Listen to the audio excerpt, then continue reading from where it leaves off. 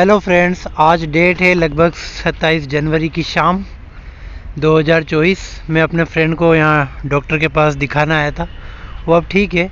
किसी ने कहा कि यहाँ पे एक बहुत ही अच्छी देखने लायक जगह है 7 वंडर्स कोटा के अंदर। तो मैं आज खुद भी देखूँगा और आपको भी दिखाऊँगा। सबसे पहले इसके अंदर ये बिल्डिंग है। देखिए, ये बिल्डिंग कोलिजियम जो कि इटली के रोम शहर में स्थित है, मूल फ्लेविन एम्पी थिएटर के नाम से जाना जाता है, जिसका निर्माण सम्राट वेस्पेसियन ने ईस्वी सन 72 में कराया था। फिर उनके पुत्र ने इसको पूरा किया। बाद में डायमिसियन द्वारा कुछ सुधार किए गए। और कोलिजियम रोमन फोरम के पूर्व दिशा में स्थित है, जो एक विशाल परवलयाकार आकृति में है। इसकी लंबाई 188 मीटर और चौड़ाई 156 मीटर है। यह कोलिजियम की प्रतिकृति है। मतलब असली कोलिजियम तो इटली में है, लेकिन ये कोलिजियम की प्रतिकृति है। इसी की तर्ज पे आज के समय में जितने भी स्टेडियम है, सारे इसी प्रकार से बनाए जाते हैं। 7 वंडर्स विश्व के 7 अलग अलग अजूबे, ऐसी बिल्डिंग्स जो अपने आप में अचंबा या अजूबा है, उनको पूरा एक जगह इकट्ठा करके उनके ये जो कोटा में गार्डन है नदी के किनारे, यहाँ पे इनको बनाया गया है। 1 बाय 1 में सारे बताऊँगा, क्योंकि क्या पता किसी की किस्मत में ऐसा हो कि बार बार विदेश घूम के सारे वंडर्स देख पाए। इसलिए यहाँ पर भारत में एक इतनी अच्छी सुविधा हमें दी गई है। ये कोटा का शहर 27 जनवरी की शाम काफ़ी अच्छा लग रहा है। सेकंड वंडर है मिस्र का विशाल पिरामिड। मिस्र का विशाल पिरामिड प्राचीन विश्व के 7 आश्चर्यों में से एक है और इसे मिस्र के गीजा शहर में ये स्थित है। काफ़ी ऊंचाई पर ये मिस्र के विशाल पिरामिड की प्रतिकृति है। ये भी मतलब असली पिरामिड नहीं है। आपने कई फिल्मों में देखा होगा, द मम्मी रिटर्न या फिर अक्षय कुमार की सिंग इज किंग में इसको दिखाया जाता है। वो गाना है ना, तेरी ओर हाय रब्बा। तो ये मिस्र में है और इसकी प्रतिकृति यहाँ पर बताई गई है। शाम का ये समय काफ़ी अच्छा लगा, क्योंकि अधिकतर गार्डन या तो स्टाइलिश होते हैं या मंदिर के आधार पे होते हैं, लेकिन ये हट के एक अलग आइडिया लगा। काफ़ी यहाँ पे अच्छे गार्डन के साथ झोंपड़ा बना रखी है। शाम के समय लोग आ रहे हैं। 27 जनवरी की शाम में काफ़ी ठंड है, लेकिन फिर भी काफ़ी भीड़ है, क्योंकि भारत का गणतंत्र दिवस अभी ही पिछली एक दिन पहले मनाया गया। और अब हम आ गए हैं आगरा वाले ताजमहल में। जी हाँ, आगरा नहीं आए, लेकिन ताजमहल हूबहू वही है। इतना पास है तो असली ताजमहल भी नहीं दिखता जितना पास से दिखाया गया है। काफ़ी मुश्किल पच्चीकारी है। ताजमहल हो या मिस्र की ये पिरामिड हो, इनको कागज़ पर बनाना भी बड़ा मुश्किल है। ऐसे में सेम टू सेम इसको बनाना। 7 वंडर्स में ये आगरा का ताजमहल भी शामिल है। इसको किसने बनाया, क्या है, इसके बारे में बताने की ज़रूरत ही नहीं है। अगर आप भारतीय हैं तो आपको सब कुछ पता है, और अगर आपने 8वीं तक पढ़ाई कर रखी है, सोशल साइंस पढ़ रखी है, तो ज़रूरत ही नहीं है कि शाहजहाँ कौन था, अकबर कौन था, आगरा कहाँ है। और इसके ऊपर भी काफ़ी विवाद हो रहा है, जिस पर मैं अभी बात नहीं करूँगा, वो आपको पता है। अब है नया अगली प्रतिकृति, स्टैचू ऑफ लिबर्टी, यानी आज़ादी का प्रतीक थी है। और इसको अधिकतर हमने हॉलीवुड फिल्मों में देखा होगा। स्टैचू ऑफ लिबर्टी का निर्माण अमेरिका और फ्रांस के दोनों के एक साथ प्रयास से हुआ। मतलब एक देश ने नहीं बनाया, दोनों ने मिलकर बनाया था। दोनों के बीच सहमति हुई थी कि अमेरिकावासी मूर्ति हेतु पेडेस्टल का निर्माण करेंगे और फ्रांसवासी मूर्ति का निर्माण करेंगे, जो कि यूएसए में स्थापित होगी। इसका निर्माण 1884 में फ्रांस में पूर्ण होकर न्यूयॉर्क बंदरगाह पर 1885 में पहुंची। मतलब कि ये जो मूर्ति थी जो कि अमेरिका में है, यह तो खाली प्रतिकृति है। 1885 में बनी और 1 साल बाद ये अमेरिका आई। 28 अक्टूबर 1886 को ये स्थापित हुई। इसकी ऊंचाई 46 मीटर है।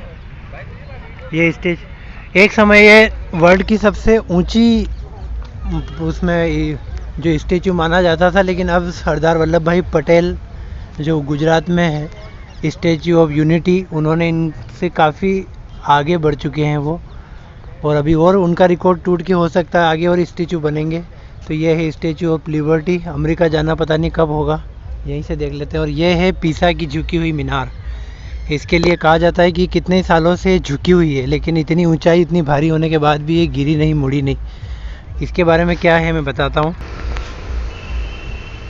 यह है पीसा की झुकी हुई मीनार। इसका निर्माण 73 में हुआ था और लगातार युद्ध होने के कारण 200 साल तक इसका निर्माण होता रहा।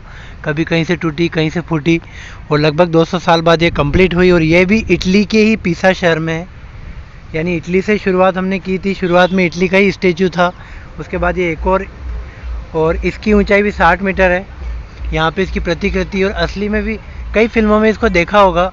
एक आसीन और सलमान खान की फिल्म थी लंदन ड्रीम्स या कौन, उसका एक गाना है, मन को अति भावे सैया करता था थैया मन गाए रे हाय रे, उसमें शायद इसका थोड़ा मैंने देखा था। इसके अलावा पहले जो कार्टून्स आते थे मिकी माउस, डोनाल्ड डक, उसमें भी इसके ऊपर काफ़ी कुछ बताया जाता था। अच्छा लग रहा है मुझे। कई लोग इसके पास खड़े होकर धक्का लगाते हुए इससे फ़ोटो खींचते हैं, अच्छा लगता है फ़ोटो। मैंने इसके साथ एक भी फ़ोटो नहीं लिया, क्योंकि मेरी ये मेंटेलिटी है कि ना तो मैंने इसको बनाया, ना बनवाने में हेल्प करी, ना ही मैंने आइडिया दिया, तो मैं किस अधिकार से इसके साथ फ़ोटो खिंचवाऊँ। लेकिन बहुत अच्छा लगा। जब भी आप कोटा आएंगे ज़रूर देखिएगा यहाँ पर, इसलिए मैं आपको बता रहा हूँ, अगर आप ना आ पाए तो इस वीडियो के द्वारा। और आप देखिए, अगला है आईफिल टावर। इसको तो आपने फिल्मों में कई बार देखा होगा। ये रियल में 1887 से 1889, 1887 से 1890 के बीच में ये बना था, और पेरिस के अंदर ये रियल में स्थित है। काफ़ी स्टील से बना हुआ है, और 1930 तक ये सबसे ऊंची बिल्डिंग थी। हालांकि अब तो इसके रिकॉर्ड टूट गए होंगे, किसने तोड़ा क्या तोड़ा आई डोंट नो, लेकिन ये छठा वंडर आईफिल टावर। और कई फिल्मों में, अधिकतर ये दीपिका पादुकोण की फिल्में हैं, या जो विदेशों पे फिल्माई गई है, या रणवीर कपूर की एक फिल्म थी उसमें भी है। तो ये छठा वंडर आईफिल टावर। लाइन से आप देख सकते हैं, उधर वो पीसा की झुकी हुई मीनार, उससे उधर ताजमहल। तो बड़े फ़क्र की बात है कि फ्रांस, इटली, अमेरिका, इनके बीच में कहीं ना कहीं हमारे देश का भी ताजमहल यहाँ पे है, यूनेस्को की धरोहर में। 7 आश्चर्य, इनमें कई आश्चर्यों को जोड़ा गया है। चीन की दीवार भी है, लेकिन वो किस रूल के अकॉर्डिंग है वो इतना कंफर्म नहीं है। ये देखिए, यहाँ मछलियाँ भी है, मतलब ये पानी साफ़ है। बहुत अच्छा लगा शहर के बीच में साफ़ पानी देखकर। तो ये कोटा का सुंदर नज़ारा 27 जनवरी की शाम का। धीरे धीरे ठंड बढ़ती हुई, और अब हम चल रहे हैं धीरे धीरे अगले की तरफ। इसका नाम क्या है चलिए मैं बताता हूँ। Christ the Redeemer. देखने में आपको एक छोटी सी मूर्ति लगेगी, लेकिन रियल में ये जहाँ सिचुएटेड है, एक पहाड़ के ऊपर एक विशाल का स्टेचू बनाया गया है, लगभग 30 मीटर का। आप सोचिए, हम अपना घर बनाते हैं, छत भरते हैं, तो भी हमें काफ़ी पसीना आ जाता है, जबकि आज के टाइम पे अच्छी अच्छी मशीनें हैं, लेबर है, सब कुछ है। उस समय पहाड़ पे इमेजिन करना, उन्हें ये भी पता नहीं है कि आगे जाके ये रहेगी या टूटेगी। आज के समय तो हम फ़ोटो वीडियोस बना लेते हैं, उस समय ये स्टेचू बनाया गया है। इसके बारे में बताऊंगा। ये कैथोलिक ईसाई स्मारक है, और क्राइस्ट द रिडीमर की मूर्ति कोर्कोवाडो पहाड़ी के ऊपर है, मतलब जो पहाड़ है उसका नाम है कोर्कोवाडो। क्राइस्ट द रिडीमर स्मारक की ऊंचाई लगभग 38 मीटर है, जिसमें से 30 मीटर ऊंचाई की मूर्ति रियो डी जेनेरियो शहर को देखती हुई विश्व की उच्चतम मूर्ति है। मतलब इसका जो मुंह है वो एक शहर की तरफ है, उस शहर का नाम है रियो डी जेनेरियो। दोनों हाथों की, ये दोनों हाथ फैला रखे हैं शाहरुख खान स्टाइल में। बीच की दूरी 28 मीटर है, यानी कितनी लंबी और कितनी चौड़ी मूर्ति होगी। मूर्ति का निर्माण 1927 से शुरू होकर 1931 में, मतलब जितने भी आश्चर्य यहाँ पे है, इनमें सबसे कम समय में बनने वाला ये है कि 1927 में शुरू हुआ और लगभग 4-5 साल के अंदर ही ये बन के तैयार हो गया। क्राइस्ट द रिडीमर यहाँ पे भी एक प्रतिकृति है, और यहाँ पर ये 7 वंडर्स ख़त्म होते हैं। ये एंडिंग आ गई इस गार्डन की, कोटा शहर के बीच में ये। और अब मैं थोड़ी देर में ट्रेन पकड़ के निकल जाऊँगा, क्योंकि वापस अपने घर पहुंचना है, हॉस्पिटल से मेरे दोस्त को उठाना है। तो ये कोटा शहर काफ़ी मुझे अच्छा लगा, साफ़ स्वच्छ शहर। मुश्किल से 3 घंटे की यात्रा मेरी अच्छी लगी मुझे, कि अपने देश में एक इनोवेशन लगा मुझे, नया रूप के ले दे के वही गार्डन या घूमने फिरने के साथ बीच में 7 वंडर्स बनाए गए आश्चर्यचकित।